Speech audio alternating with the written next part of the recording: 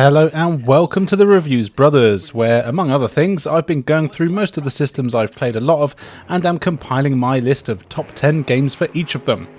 This time it's the Sega Mega Drive, or Genesis if you're a sexy thick boy. Now growing up we were mostly a Nintendo house, but really that wasn't for any reason, it's just what our parents got for us. However, I had plenty of friends that were Mega Drive owners, so I still got to play my fair share of games until I did get my own when I was in my 20s. In fact, I got my own Sega Mega Drive a few months after getting my Nintendo Wii, so yeah, I was a bit late to the party. As always, I'm in no way saying that these are the best games on the system, and remember, the Mega Drive is a system I don't have the most experience with compared to others, so don't expect to see your favourite games here. Still, I have 10 games that I used to play the hell out of, and that have a special place in my heart. So, how about I shut up, you press that subscribe button, and we take a look at some games. Let's start with the Bonanza Bros. This is a cool 1 or 2 player side-scrolling heist game that I used to play at my friend Howard's house. In fact, most of the games here I either played at my mate Howard or Tim's houses. The story here is that you are the Bonanza Brothers, and you've been hired to steal a whole bunch of treasure from a whole bunch of places. The things you need to steal include money, computers, information disks, and other valuable items. But the catch here is that you aren't the villains. Instead, you're actually a pair of security experts, and these companies have hired you to infiltrate their buildings as a way of testing their own security. That's pretty cool.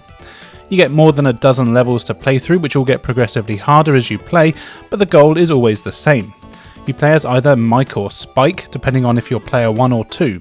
Each character gets a third of the screen, and the middle third shows you as timer, as well as a map. The map highlights where you are, as well as the things you need to steal, and you have to make your way through houses, offices, casinos, art galleries and more, collecting all the items and then making it to the exit where you get picked up by your getaway blimp. But it's never that easy, of course. Each level has a whole bunch of traps, security guards, dogs and more that will try to stop you from getting the items you need. You can either choose to attack these threats using your non-lethal gun. This will stun enemies for a few seconds, but they will always get back up. Or you can hide from them and wait for the best time to sneak past. The game is played on 2 planes, and it's easy to switch between them just by pressing up or down. This lets you hide behind walls and doors or crates or anything else that's in the way. You can even hide behind doors and wait for enemies to get close to them and whack them with the door to stun them, which is always fun. The game starts quite challenging and only gets more so as you play, with more enemies being introduced. These tend to have things like shields so you can't shoot them from the front, or they might move faster, or sometimes they'll call in extra enemies. There's a lot of variety and you'll likely lose a few lives when you first meet a new one, as you'll need to figure out the patterns on how they attack. The levels are never very long though, and they can all be beaten in under 5 minutes, and have to be thanks to the timer. But you'll need to do a fair bit of learning, and it's not a game you'll beat on your first try, I don't think. It all looks good enough with some nice cartoony graphics. I actually remembered it looking better than it actually does, but it's certainly not bad. It's got an almost toy-like style to it, and I kinda like the Blues Brothers style characters. It also controls well, though can be a little stiff, but that doesn't stop me from enjoying it, and I really recommend playing this one in 2-player co-op if you can. That's what I used to do with Howard, and we had loads of fun with the game, and I think you will too.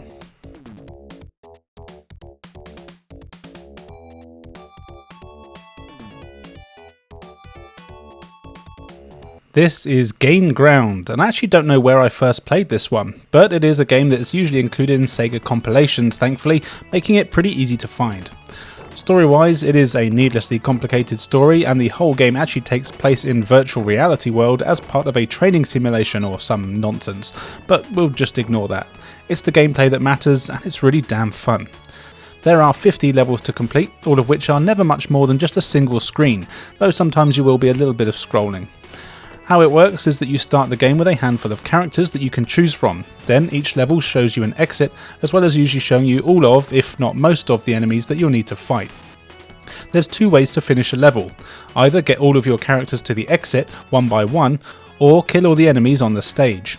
But here's the thing, each character has wildly different abilities, meaning you'll really need to plan your strategy for this. Now, every character can always make it to the exit on a level, but there's plenty of stages where killing everyone just isn't an option because of who is in your party. All the characters, of which there are a whopping 20 playable ones, have 2 attacks which you'll need to use, and each one will need a different strategy. One character can only shoot forward, but can also throw grenades in any direction. Another one has a boomerang that can go anywhere. One's got a spear that goes up to kill enemies on turrets and walls. Then there's a man with a bazooka that fires crazy range, but it's hard to aim, and so on.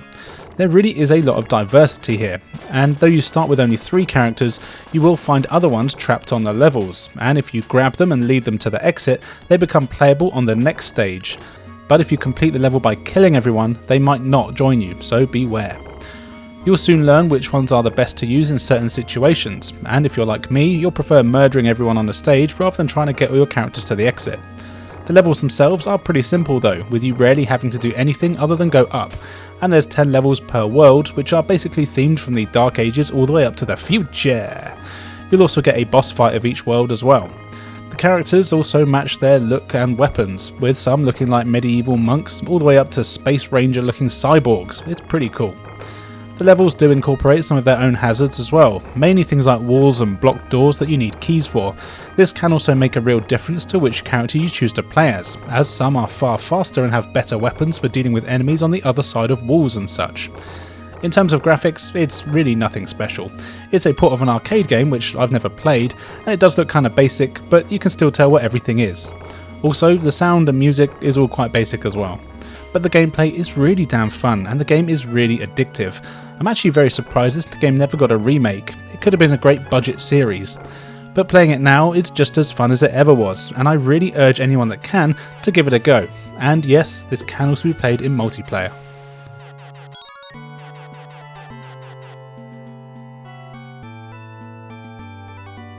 Golden Axe 2 is another game that I used to play with my friend Howard. We did play the first one a lot, but this one is just that bit better if you ask me. Once again, you've got these same 3 characters from the first game stepping out to stop the evil Death Adder. They've all had a slight upgrade in looks, and I'm sure Tyrus has had a boob job.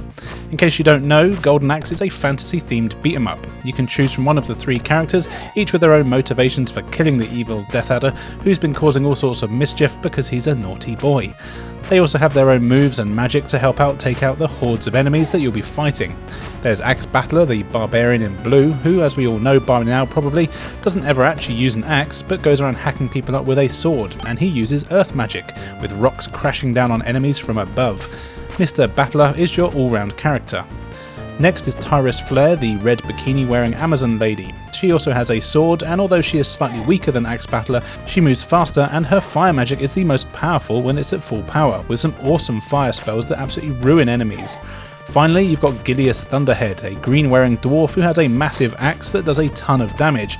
Of course, he is slower than the other characters, but his regular attacks are more powerful, and he uses lightning magic, but this isn't as powerful as the other 2. You play through a handful of levels as you make your way to Death Adder's base, and you'll be fighting a ton of goons, from warriors to knights, skeletons and more. Enemies tend to come at you in groups, and they'll do their best to surround you at any opportunity. You really have to get used to keeping them on one side of you, otherwise you're screwed. In terms of combat, yeah, it's pretty simple. You've got one attack button that will do a combo. Depending on how close you are to an enemy, you'll do different slashes and throws, and you can also do a run and a dash attack, as well as a running jump attack that's really powerful but hard to hit enemies with. And the enemies are pretty tough too. They can easily kill you if you're not careful, and the bosses especially are hard, often ignoring your attacks completely. The graphics here are decent, and I still like the way it looks. The animation isn't great, but it's okay for the time. It is better than the first game, as is the hit detection, which is improved quite a lot over the first game here. The sound and music are all great as well, and I really like the soundtrack, and the sounds are decent. I especially love the crappy bleh noise that every enemy makes when you kill them, no matter if they're human, skeleton or lizard. Overall, this is still a fun game to play, especially in 2 players. You can beat the whole thing in about 40 minutes, so why not do so?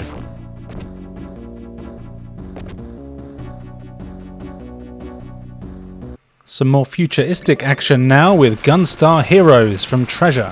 This is a game I played a hell of a lot of at my friend Warren's house. You are the Gunstars, and your mission is to stop Not M. Bison and his evil henchmen from collecting some powerful gems that will presumably do all sorts of nasty things if they do get their hands on them. You get 7 pretty large levels to play through, each with hundreds of enemies to fight until you get to the boss at the end. The first 4 levels can be played in any order, but after that you don't get a choice. At the start of the game, you get to choose 2 of 4 weapons to use. There's a machine gun, a homing shot, a flamethrower and a laser shot. This is where the game starts to stand out already. You can switch between the two weapons that you pick at any time, and they each have their own speed, power and fire stats. But what's interesting is that you can activate both weapons at the same time, which combines them. So if you've got the homing and laser shot, you get a homing laser. If you have the machine gun and the flamethrower, you get a flamethrower with a crazy long range, and so on. The combinations are very fun to play around with, and you'll find weapon pickups in the levels, so don't worry, you're never stuck with the ones that you chose at the start of the game if you don't like them. Not all combinations are made equal though, and you'll definitely find some that are more useful than others. For me, it was the laser and homing that was best, but you might not agree. You also need to choose if you have a free shot or fixed shot. This determines if you can move while you shoot, or if you have to stand in one place while shooting. Sadly, this can't be changed during your playthrough once you've chosen, and if you change your mind, you'll have to restart the game. But that's alright, because it's so damn fun.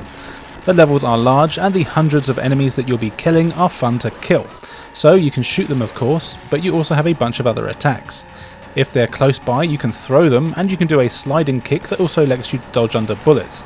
And there's a jumping splash attack, which isn't that useful, but still fun to use. Most enemies don't take too many hits to kill either, but being a treasure game, there are a ton of bosses and mid-bosses to fight. You'll know when you meet one, as the screen will stop scrolling and the bosses will all have a life meter. Well, not really a meter, more of a countdown, but I always appreciate this in games. As you'd expect, the bosses here are pretty tough, and you might need a few tries to learn their patterns before you're able to beat them easily, especially the infamous 7 Force, a boss that has 7 forms, each one harder than the next, and it's only the second boss if you're playing the levels in order. The levels all have something new going on in them as well. Some are just standard side-scrollers, one is vertically scrolling, one sees you in a minecart that can stick to ceilings, and one is basically a board game, which I know a lot of people don't like, but I kinda do. But the bosses here are the real fun, and they all look great. In fact, the whole game looks excellent with some great characters and animation and some really cool effects every now and then. This is another game that I used to play in co-op all the time, and it's definitely my favourite way to play, though you can't go wrong by playing with yourself. Toby. Now, I'm sure any Mega Drive owner already has this, but if you don't, I highly recommend that you change that. It is excellent.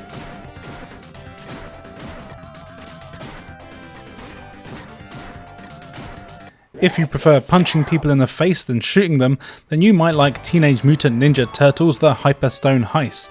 This was actually the first game I got when I bought my very own Mega Drive when I was in my 20s.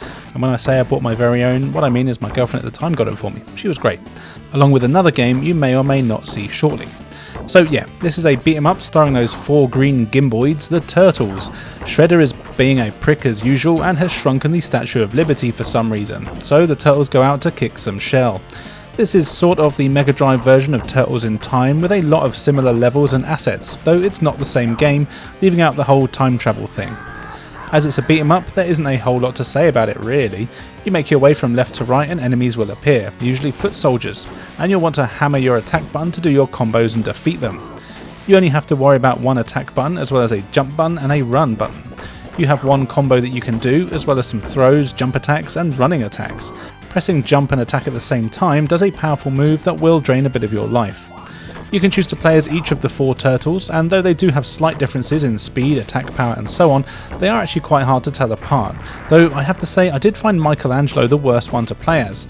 Of course my main man Donatello is the best, and as I think he is in just about any Turtles game. There's a few power-ups in levels, these are pretty basic though. It's just health as well as a bomb icon that lets you do a spin attack for a few seconds that will kill anyone on screen in one hit. Though I have to say that these are placed in pretty random areas that aren't particularly useful. Every level does have its own boss fight, and these can be tough as you learn the patterns. Also, as with most games like this, bosses have a tendency to ignore your attacks and at times will just hit you in the middle of a combo. Still, they are beatable and you'll soon learn the best way to deal with them.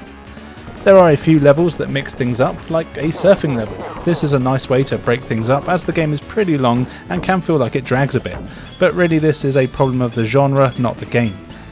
As always, this is a game that you'll want to play with friends, and you might have noticed that so far all of these games are ones that I played in co-op.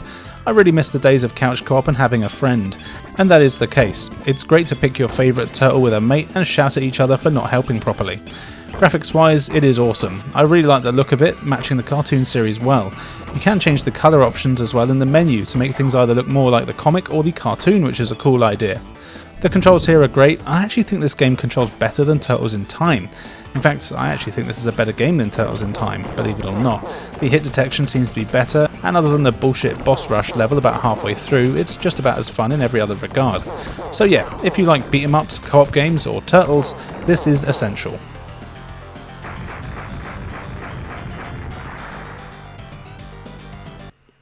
Hey look, a single player game. Here is the Revenge of Shinobi. This is a great action platform game where you play as Joe Musashi, who is on revenge mission after his master is killed and his lady is kidnapped. What a shame. You play through 8 challenging levels before taking on the final boss. But don't worry, there's plenty of enemies and bosses in between, from stage 1 until the final one. Gameplay here is fairly typical for games of this type, but that's not a bad thing. You go from left to right armed with a bunch of shurikens that you can throw. An evil ninja army is out to stop you, so there's plenty of people to kill. You can throw your shurikens at them or get up close and personal to attack them with a melee attack. Not all the enemies are daft though, and you'll meet a ton that can block your attacks, or have positioned themselves in a place where it's hard for you to hit them without taking damage yourself. Most enemies only take 1 or 2 hits, so there's a lot of challenge coming from their placement. You'll also need to do a lot of platforming here. Levels consist of towns, caves, waterfalls, enemy bases and more, and there's certainly no pushover, requiring a fair bit of memorization. And once you get to the army base, you really will need patience as well, as this level is really damn hard, but it's always fun. There are patterns and placements to learn, but it can be frustrating, though overall it is fun to do. To help, you do have a double jump, which at first can be hard to pull off consistently. You need to press the jump button a second time right at the peak of your first jump. This is essential to beating some of the levels, so get used to it as quick as you can. It should only take a few minutes really. The bosses here are the hardest thing though, and some of them took me a hell of a long time to beat. Coming back to the game after quite a while of not playing it meant I struggled on a lot of them and couldn't really remember the patterns. You will need practice. And you do actually have some ninja magic which helps, and I tend to forget about it, though I really shouldn't as it's bloody handy. You get 1 per level, though this can sometimes be refilled with power-ups. You've got a shield, a lightning attack, a high jump, and what is essentially a self-destruct. These are all very powerful and worth experimenting with early on, so you get an idea of when you should use them later in the game. Also, if you do a double jump and attack, you'll throw a barrage of shurikens that will take out most enemies, but it uses more ammo. Ammo, as well as health, can be refilled with power-ups found in boxes on the levels, but do be careful as there's also bombs in them which might damage you. The game here looks decent. It's a fairly early release, so it isn't massively detailed, but I really like how it all looks, and there's a ton of variety in stages and enemy designs, which is nice. Couple this with some solid controls and great music, and it's just overall a very fun game that's worth adding to your collection.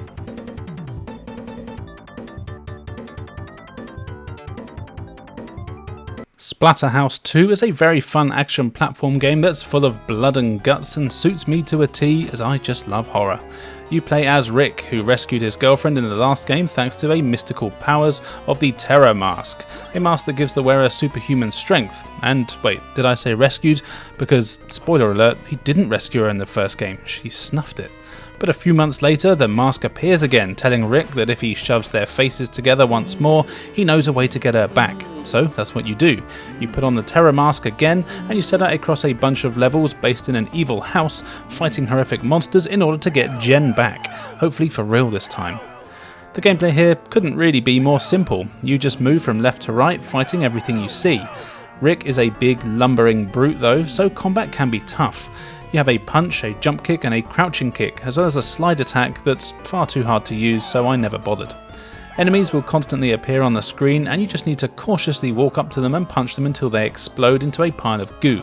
But it's really not that easy, thanks to some admittedly dodgy controls and hit detection. Enemies aren't afraid to attack you back, and will often get the first hit in.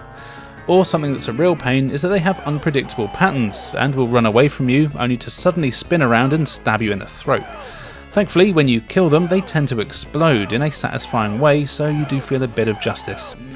The bosses are even tougher though. They actually don't move around a whole lot, but they are tough and even have smaller projectiles that are hard to avoid, as you're such a bulky bastard. Sounds like I'm shitting on the game quite a bit, but I really do like it a lot. It is very damn difficult, and I've actually never finished it, even when I got it on the Wii Virtual Console, but I still didn't get to the end. There is a password system thankfully though, so you can pick up from your level that you last got to, though checkpoints are quite sparse. But the atmosphere is just so good, and I really like the enemy designs, and this sort of style is my favourite type of horror. It does look great with excellent sprites and backgrounds, though sadly the animation is a bit crappy. The music is great though, but the enemy sounds can be quite annoying at times. But if you like horror and can handle the challenge, I really do recommend this one. Technically, the third one plays a bit better, but for some reason this is the one I always go back to. Give it a go if you think it looks good.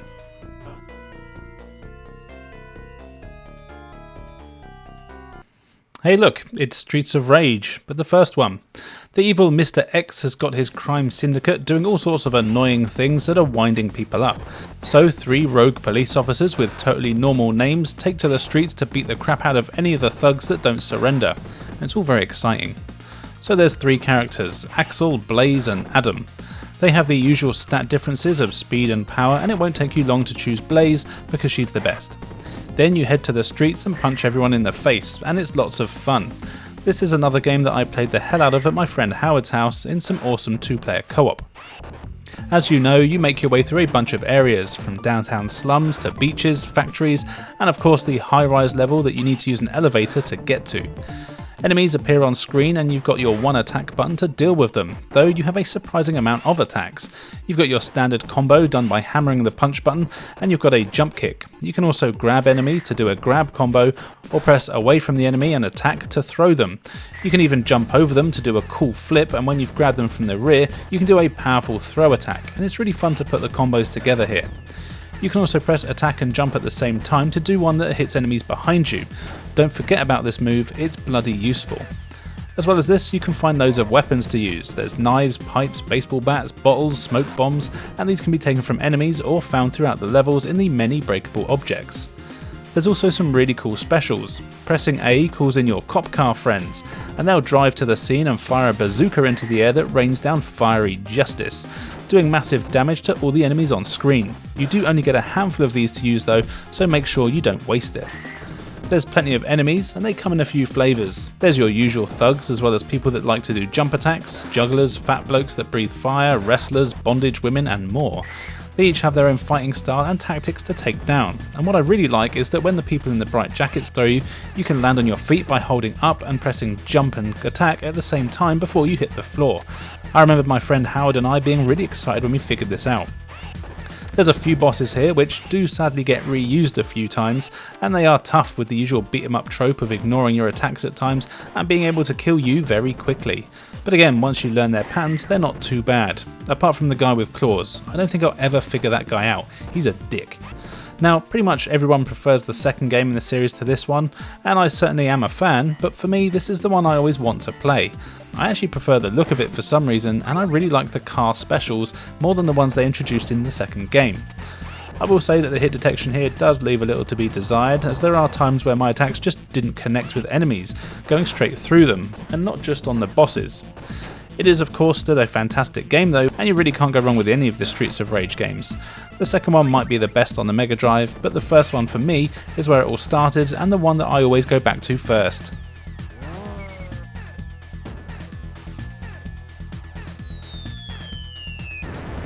ToeJam and Earl Panic on Funkotron is a really cool platform game that is the sequel to the first game, believe it or not. Here you play as ToeJam or Earl, who have returned to their home planet after crashing on Earth in the first game, only to find out that a bunch of pesky humans have hitched a ride and are now running wild on your home planet. So of course everyone's pissed off with you, so you need to go around getting them all back and sending them back to Earth. To do this, you explore a bunch of side-scrolling levels, which is a big departure from the first game, and any humans you find, you need to throw glass jars in their face until they get stuck in the jar. Collect them all in jars, I've said jars too many times, and stick them on a rocket back to Earth, and then move on to the next area.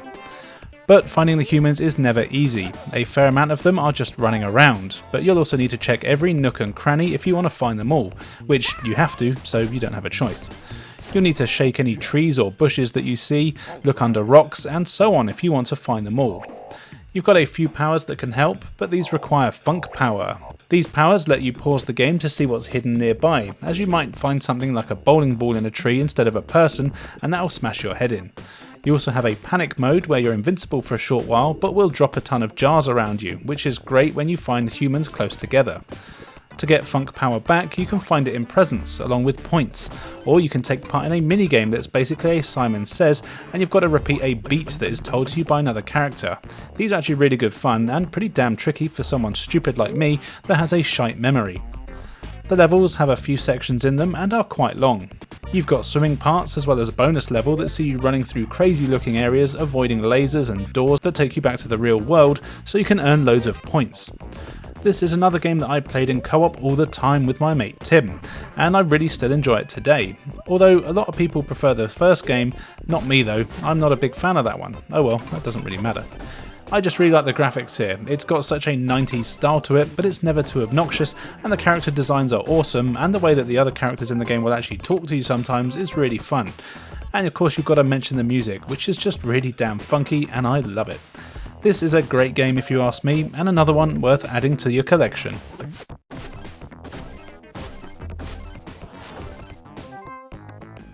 And finally for today, here is Toki going ape spit. Probably the most random game here, as far as I remember, this is the first Mega Drive game I ever played, and it was at my mate Tim's house. This is a side-scrolling action game where you are Toki, and you'll never believe it, but your girlfriend has been kidnapped.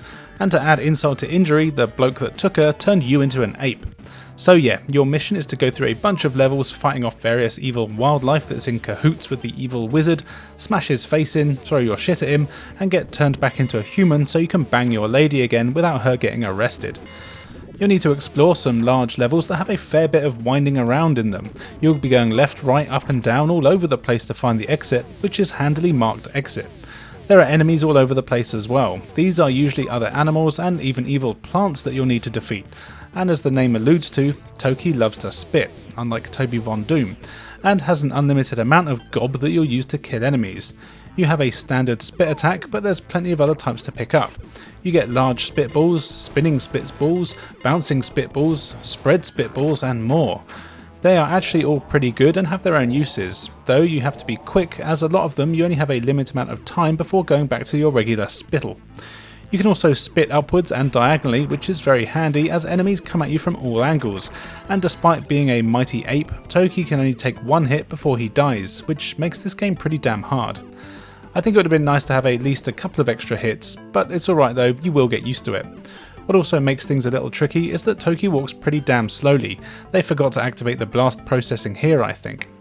The levels have a fairly decent variety and there's a lot of them. You get the usual jungles, caves, underwater levels, volcanoes and so on, and they each have their own enemies as well as an end boss. The bosses can be a real pain in the ass thanks to the one-hit deaths not giving you time to figure out how to beat them. The levels also have a fair amount of tricky platforming, with disappearing rocks, breakable floors, and even seesaws that bounce you all over the place. There really is quite a lot going on all the time, and you of course have to look out for spikes and other hazards that will immediately kill you. I do quite like the graphics here. They are a bit washed out, but there's something kind of charming about them. I am a big fan of the music, especially the swimming level. It's very funky. Overall, I know there's a lot of people that aren't a fan of this game, but for me it's a great challenging platform game that is different to most of the other ones on the system, and is definitely worth a try to see if you like it as well. Just remember that it's slower paced and tough, so don't expect to get too far on your first try. It takes practice.